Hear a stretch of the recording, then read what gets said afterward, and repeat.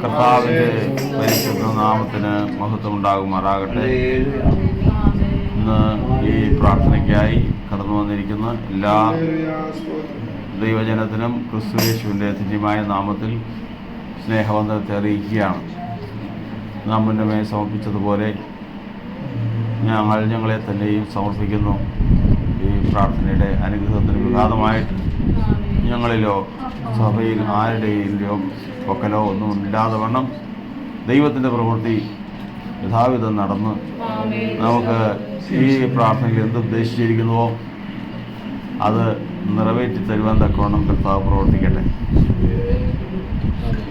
ദൈവത്തിൻ്റെ മക്കളായി നമ്മൾ ഇവിടെ കൂടിയിരിക്കുമ്പോൾ ഇന്ന് ദൈവസന്നിധിയിൽ ഈ പ്രാർത്ഥന നടത്തുന്നതിനും നമ്മൾ ഒത്തുകൂടിയിരിക്കുന്നതിനും നിശ്ചയമായിട്ടും നമ്മുടെ ഹൃദയത്തിൽ ചില ആഗ്രഹങ്ങളും കർത്താവിനോടുള്ള ചില കടപ്പാടുകളും ഉണ്ട്.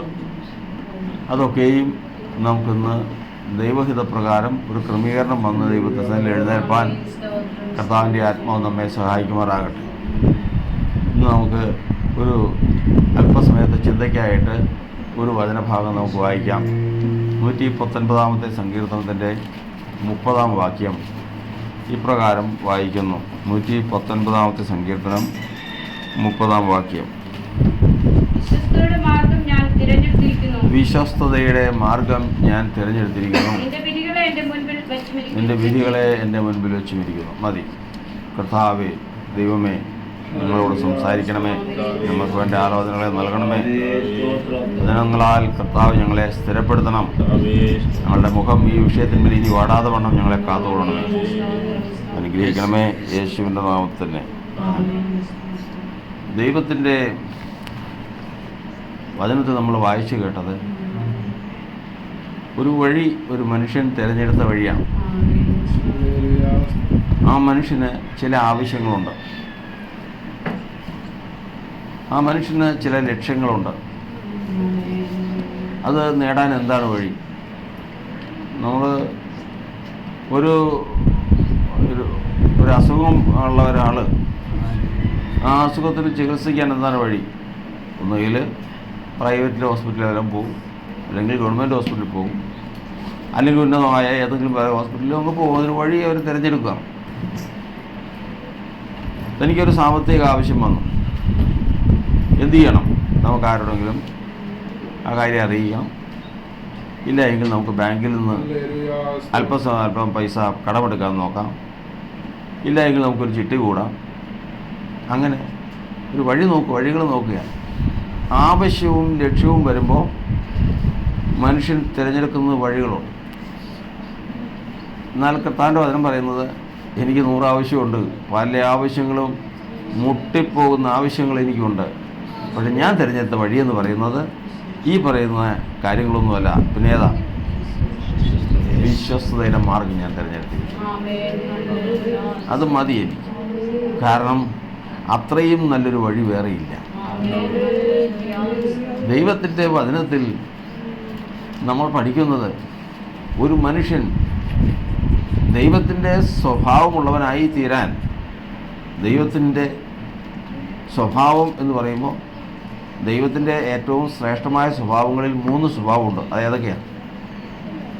ദൈവത്തിൻ്റെ സ്വഭാവം അത് ഏറ്റവും പ്രധാനപ്പെട്ട 3 സ്വഭാവങ്ങളാണ്. മത്തായി എഴുതിയ സുവിശേഷം 23:23 എല്ലാവരും അത് അറിഞ്ഞിരിക്കേണ്ട വിഷയമാണ്. 23:23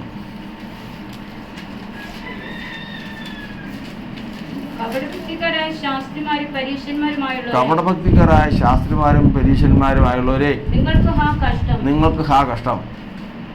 നിങ്ങൾ തുളസി, ചതുപ്പ, ജീരകം ഇവയിൽ പ്രധാനം കൊടുക്കുകയും ന്യായം, കരുണ, വിശ്വസ്തത ഇങ്ങനെ ന്യായപ്രമാണത്തിൽ ഘനമേറിയവ തെച്ചു കളയുകയും ചെയ്തു. ന്യായപ്രമാണത്തിൽ ദൈവത്തിൻ്റെ സ്വഭാവത്തിൽ ഏറ്റവും ഘനമുള്ളതും പ്രധാനപ്പെട്ടതുമായ 3 സ്വഭാവങ്ങളാണ്. എപ്പോഴും നമ്മൾ മനസ്സിൽ നിന്ന് മറിഞ്ഞു പോകരുത്. ഏതാണ്? ന്യായം, കരുണ, വിശ്വസ്തത. എപ്പോഴും ഓർക്കണം. ദൈവം നമ്മെ വിശ്വാസത്തിലേക്ക് വിളിക്കുന്നത് തന്നെ ഈ 3 കാര്യങ്ങളാണ് ഏറ്റവും പ്രധാനപ്പെട്ടത്. നമ്മൾ വിശ്വാസത്തിലേക്ക് വന്നു കഴിയുമ്പോൾ നമുക്കിതൊന്നും ചിലപ്പോൾ ഉണ്ടാവില്ല. പക്ഷെ നാളുകൾക്കുള്ളിൽ ഈ കാര്യങ്ങൾ നമ്മൾ പ്രാപിച്ചെടുത്തോളണം. ഏതാ? ദൈവീയ സ്വഭാവം. ഏതൊക്കെയാണത്? ന്യായം, കരുണ, വിശ്വസ്തത.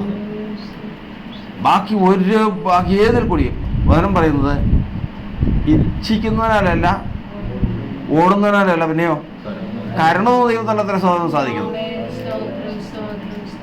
ദൈവത്തിന് കരുണ തോന്നിയാൽ മതി. ഒരു മനുഷ്യന് ദൈവിക സ്വഭാവം ഉണ്ടെങ്കിൽ അവൻ കരുണയുള്ളവനായിരിക്കണം, അവൻ വിശ്വസ്തയുള്ളവനായിരിക്കണം, അവൻ ന്യായമുള്ളവനായിരിക്കണം. അതിനെക്കൊല്ലാം വിശദീകരിക്കാനെങ്കിൽ ധാരാളം കാര്യങ്ങൾ അതിനെ സംബന്ധിച്ചുകൊണ്ട്. അപ്പം നമ്മുടെ ജീവിതത്തിൽ ഒരു കാര്യമുണ്ടെങ്കിൽ ഞാൻ ധാരാളം കാര്യങ്ങൾ എനിക്കുണ്ട്, പക്ഷേ ഇന്ന് എനിക്ക് ആ പ്രശ്നങ്ങൾ പരിഹരിക്കാനായിട്ട് എനിക്ക് പല വഴികളുമുണ്ട്. പക്ഷേ അതൊക്കെ അങ്ങ് മാറിയിരിക്കട്ടെ. ഇന്ന് ഞാൻ ഏത് തിരഞ്ഞെടുക്കുന്നു? വിശ്വസ്തതയുടെ മാർഗം തിരഞ്ഞെടുത്തു. അതിൽ കൂടി സാധിക്കും. അങ്ങനെ ഒരു തീരുമാനം ജീവിതത്തിലേക്ക് വരുമ്പോഴാണ് കർത്താവ് പറഞ്ഞു, അന്ന് ഏലിയാവിൻ്റെ കാലത്ത് ഇസ്രായേലിൽ അനേക വിധവന്മാരുണ്ടായിരുന്നു. പണ്ട് കാലത്ത് ഇപ്പോഴത്തേക്കെ പോലെയല്ല. യുദ്ധവും കൊല്ലും കൊലയൊക്കെ നടക്കുന്ന കാലമാണ്. രാജ്യത്തിന് വേണ്ടിയിട്ടും അതിരുകൾക്ക് വേണ്ടിയിട്ടും എല്ലാം യുദ്ധം ചെയ്ത് നടക്കുന്ന കാലങ്ങളാണ്. അപ്പോൾ പുരുഷന്മാർ യുദ്ധത്തിന് പോകുന്നു, സ്ത്രീകൾ സാധാരണ യുദ്ധത്തിന് പോകാറില്ല. ആ പുരുഷന്മാരിൽ നല്ലൊരു വിഭാഗം, ആയിരക്കണക്കിന് ആളുകൾ ചില യുദ്ധത്തിലങ്ങ് മരിച്ചു പോകും. അപ്പോൾ യുദ്ധത്തിന് പോകുന്നവർ, യുദ്ധപ്രാപ്തിയുള്ളവർ, പ്രായപൂർത്തിയായവരാണ്. അപ്പോൾ അവർ മരിക്കുമ്പോൾ അവരുടെ ഭാര്യമാരൊക്കെ വിധവമാരായിത്തീരും. അങ്ങനെ ഇസ്രായേലിൽ എന്ന് പറഞ്ഞു കഴിഞ്ഞാൽ, ഇസ്രായേൽ മാത്രമല്ല എല്ലാ ജാതികളുടെയിലും അതെ. എങ്കിലും ഇവിടെ നമ്മളെ പഠിപ്പിക്കുന്നത് ഇസ്രായേലിൽ ധാരാളം വിധവന്മാരുണ്ടായിരുന്നു. പക്ഷേ ആ വിധവയെന്ന് പറഞ്ഞു കഴിഞ്ഞാൽ ഇന്നത്തെ കാലത്ത് അതിന് വേണ്ട സംരക്ഷണങ്ങളും സമൂഹം അതിനൊക്കെ കാര്യങ്ങൾ ചെയ്യുന്നുണ്ട്. അന്നത്തെ കാലം അതല്ല. അന്ന് ഇതുപോലെയുള്ള സമ്പന്നതയും ഇതുപോലുള്ള വരുമാനങ്ങളും ഉള്ള കാലമൊന്നുമല്ല. അപ്പോൾ അന്നത്തെ കാലത്ത് ഈ വിധവമാർക്കെല്ലാം അത്ര ഭയങ്കരമായ ആവശ്യങ്ങളും മുൻപോട്ട് പോകാൻ തന്നെ കുടുംബത്തെ മുമ്പോട്ട് കൊണ്ടുപോകാൻ സാധിക്കാത്ത പ്രശ്നങ്ങളും ഉണ്ടായിരുന്നു. അപ്പോൾ കർത്താവ് പറഞ്ഞു, അന്നത്തെ കാലത്ത് ധാരാളം വിധവമാരവിടെ ഉണ്ടായിരുന്നു. പക്ഷേ ദൈവം ഏലിയാവിനെ അയച്ചത് ഒരു വിധവയുടെ അടുത്തേക്ക് മാത്രമാണ്. അതേത് വിധവയാണ്? സാരഫാത്തിലെ വിധവയുടെ അടുത്താണ് കർത്താവ്. എന്താ ഇതിന് കാരണം? എന്താണ് അതിൻ്റെ കാരണം? വിധവയുടെ അടുക്കിലേക്ക്, ഈ വിധവയുടെ അടുക്കിലേക്ക് മാത്രം ഏലിയാവിനെ അയച്ചു. ഏലിയാവ് എന്നോട് കർത്താവ് പറഞ്ഞു, നീ അവിടെ ചെല്ല്, ഞാൻ വിധവയോട് കൽപ്പിച്ചിട്ടുണ്ട്. പിന്നെ എന്നെ കുഴപ്പം? വിധവയോട് കൽപ്പിച്ചിട്ടുണ്ടെങ്കിൽ പിന്നെ നേരെ ചെന്നാൽ മതിയല്ലോ. വിധവയോട് കൽപ്പിച്ചിട്ടുണ്ടെന്ന് പറഞ്ഞ വാക്കും കേട്ട് ഏലിയാവ് പോയി അവിടെ ചെന്ന് കഴിഞ്ഞപ്പോൾ വിധവ വിറക് പെറുക്കൊണ്ടിരിക്കുക. വിധവയുടെ ഭവനം ഏത് നിലയിലാണെന്നറിയാമോ? അത്രമാത്രം ഒരു പ്രതിസന്ധിയിലാണ്. കാരണം പൈസയൊന്നുമില്ല, വീട്ടിൽ വലിയ മാർഗങ്ങളൊന്നുമില്ല. കലത്തിൽ ഒരു പിടി മാവുണ്ട്, ഭരണിയിൽ ഒരല്പം എണ്ണയുണ്ട്. പിന്നെ അത് തീർന്നു കഴിഞ്ഞാൽ പിന്നെ വരുമ്പോൾ ഒന്നുമില്ല. പിന്നെ അടുത്തത് എന്താ? മരണമാണ്. അടുത്തത് മരണമാണ്. അപ്പോൾ അതിന് വേണ്ടിയിട്ട് വിറക് പെറുക്കാൻ വന്നതാ. വിറക് പെറുക്കി കൊണ്ടുപോയി ആ വിധവയും മകനും കൂടെ കൂടി ഒരടയുണ്ടാക്കി അത് കഴിച്ചതിന് ശേഷം ശരി തീരാൻ പോവാ. അവിടെ കുടുംബത്തിൻ്റെ അവസ്ഥ നോക്കണം. ആ കുടുംബത്തിൻ്റെ അവസ്ഥയാണ് ദൈവം അയച്ചതാ. ഏലിയാവ് വിധവയോട് പറഞ്ഞു, എനിക്ക് അല്പം വെള്ളം വേണമല്ലോ, തരാം. വെള്ളം എടുക്കാൻ പോയപ്പോഴേക്കും ഒരടയും കൂടി എനിക്ക് കൊണ്ടുവരണം. അയ്യോ, എൻ്റെ യജമാനെ എന്താ ഈ പറയുന്നത്, വീട്ടിലിരിക്കുന്ന ആകെ ഉള്ളത് ഇതാ. ഞങ്ങളാണെങ്കിൽ ഇന്നത്തെ കൊണ്ട് അത് കഴിച്ചു തീർന്നതിന് ശേഷം എൻ്റെ ഞങ്ങൾക്ക് വേറെ ഭർത്താവില്ല, മകനും വേറെ ആരുമില്ല, ഞങ്ങൾ ഒരുമിച്ച് മരിക്കാൻ പോവാ. ശരിയാ പറഞ്ഞു, നീ ഒരു കാര്യം ചെയ്യും, സൈന്യങ്ങളെ ഹോ ഇപ്രകാരം അല്ല ചെയ്യുന്നു, ആദ്യം ഒരിടയുണ്ടാക്കി എനിക്ക് കൊണ്ടുവന്നതാ. ആദ്യം ഒരിടയിൽ നിന്ന് രണ്ടിട ഉണ്ടാക്കാനുള്ള ഒന്നുമില്ല, ആരോടൊക്കെ ഒരിടയ്ക്കേ ഉള്ളൂ. അത് എനിക്ക് ഉണ്ടാക്കിയതാ.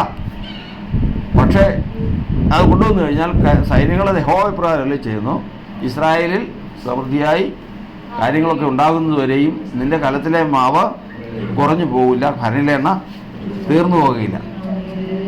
എന്നാ ഉറപ്പന്നെ? ആകെ കയ്യിലിരിക്കുന്നത് ഇതേ ഉള്ളൂ, വിശന്നിട്ട് വയ്യ. കുഞ്ഞിൻ്റെ മുഖത്തേക്ക് നോക്കുമ്പോൾ എന്തു ചെയ്യും? ഇത് ആർക്ക് കൊടുക്കും? അദ്ദേഹമാണെങ്കിൽ അത് പ്രവാചകനാണെങ്കിൽ അത് ചോദിക്കുകയും ചെയ്യുന്നു. എന്നാ ചെയ്യാൻ പറ്റും? എന്ത് ചെയ്യാൻ പറ്റും? കർത്താവ് സ്തോത്രം. അപ്പോൾ ഏലിയാവിനോട് കർത്താവ് പറഞ്ഞെന്താ? ഞാൻ വിധവയോട് കൽപ്പിച്ചിട്ടുണ്ട്. ഇപ്പോൾ കൽപ്പിച്ച കൽപ്പനയൊന്നും കേൾക്കണില്ലല്ലോ, കൽപ്പിച്ച കൽപ്പനയൊന്നും കേൾക്കുന്നില്ലല്ലോ. സ്തോത്രം.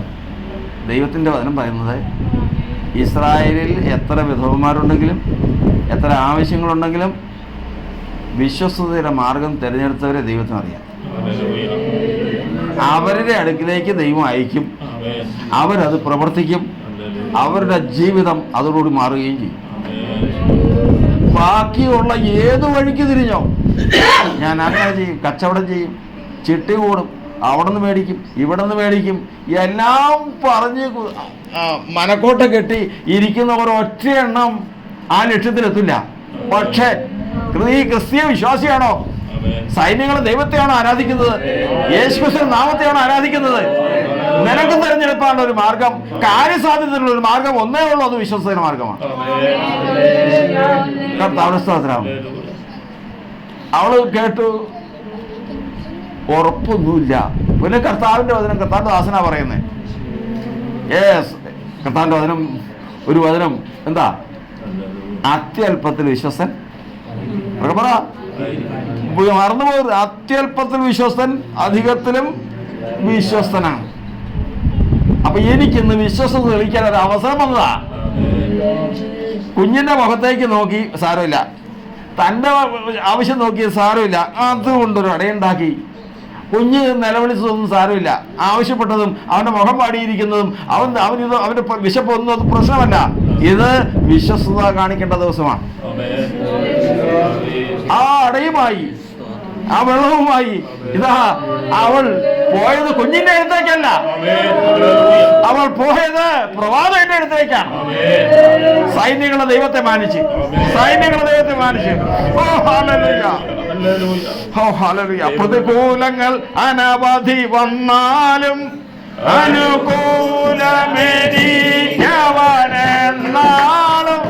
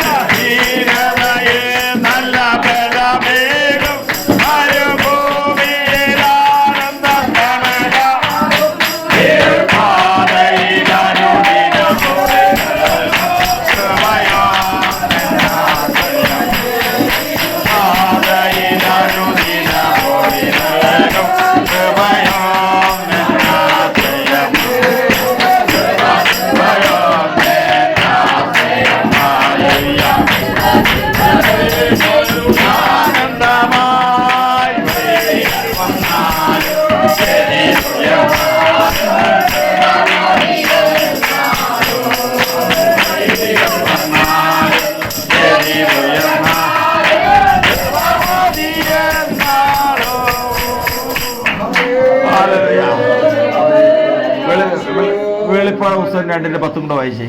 കർത്താവിന്റെ ദാസനെ ശുശ്രൂഷിക്കേണ്ടതാണ്. വെളിപ്പാട് പുസ്തകം 2:10. വെളിപ്പാട് പുസ്തകം 2-ാം അധ്യായത്തിന്റെ 10-ാം വാക്യം. നീ സഹിക്കാനുള്ളത് പേടിക്കണ്ട. അപ്പൊ നിനക്ക് എന്ത് വരുന്നുണ്ട്? സഹിക്കാനുള്ളത് പേടിക്കണ്ട എന്ന് പറഞ്ഞു കഴിഞ്ഞാൽ നിശ്ചയമായിട്ടും വരുന്നുണ്ട് എന്തോ.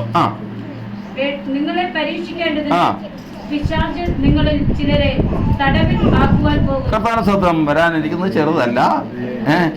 ഇച്ചിരി പ്രശ്നങ്ങളൊക്കെ വരുന്നുണ്ട്. ശത്രു ചില പണികളൊക്കെ ഒരുക്കുന്നുണ്ട്. 10 ദിവസം നിങ്ങൾക്ക് ഉപദ്രവം ഉണ്ടാകും. കൃത്യമായിട്ട് ഓർത്തു കൊള്ളുക. എത്ര ദിവസം? 10 ദിവസം. 9-ാം ദിവസം തെറ്റിപ്പോകരുത്. 10-ാം ദിവസം തെറ്റിപ്പോകരുത്. കാരണം 10 ദിവസം ഉപദ്രവം ഉണ്ടാകും മുൻകൂട്ടി ദൈവം പറയുകയാണ്. ഒറ്റ കാര്യം മതി, ഒറ്റ കാര്യം മതി. അതിന്റെ അപ്പുറത്ത് ഇരിക്കുന്നതെന്നറിയാവോ? 11-ാമത്തെ ദിവസം നിനക്കൊരു കാര്യം വെച്ചിട്ടുണ്ട്. 11-ാമത്തെ ദിവസം കേൾക്കണേ. 10 ദിവസം ബുദ്ധിമുണ്ടാവും. 11-ാം ദിവസം എന്താ വെച്ചേക്കണേ? വായിച്ചേ.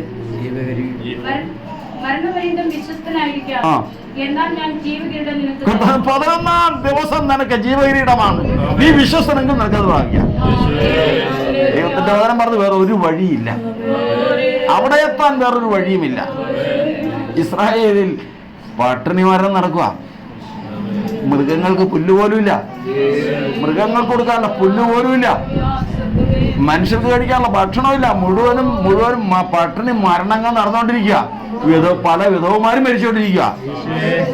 പക്ഷേ അതിന്റെ ഇടയിൽ വിശ്വസ്തര മാർഗം തിരഞ്ഞെടുത്ത ഒരുവൾ അവൾ അടയുണ്ടാക്കി വെള്ളവുമായിട്ട് കർത്താവിന്റെ ദാസന്റെ അടുത്തേക്ക് പോവാ. മകനുമുണ്ട്. മകനല്ല കൊടുത്തത്. കർത്താവിന്റെ ദാസനെ കൊണ്ട് ഏൽപ്പിച്ചു. അവളുടെ വിശ്വസ്തത അവൾ തെളിയിച്ചു. ദൈവത്തിന്റെ അവൻ പറയുന്നത് ദൈവത്തിന്റെ ദിവ്യ സ്വഭാവമുള്ളവളായിട്ട് ദൈവം അവളെ എണ്ണി. നിന്റെ ആയുഷ്കാലം ഇവിടെ സമൃദ്ധി ഉണ്ടാകുന്നവരെയും ആ കലത്തിലെ മാവ് നീ ചെന്ന് നോക്ക്. ആ ഭരണിയിലെ എണ്ണ നോക്ക്. കുറച്ചിന് വരില്ല. ഉടയവനാണ് പറഞ്ഞത്.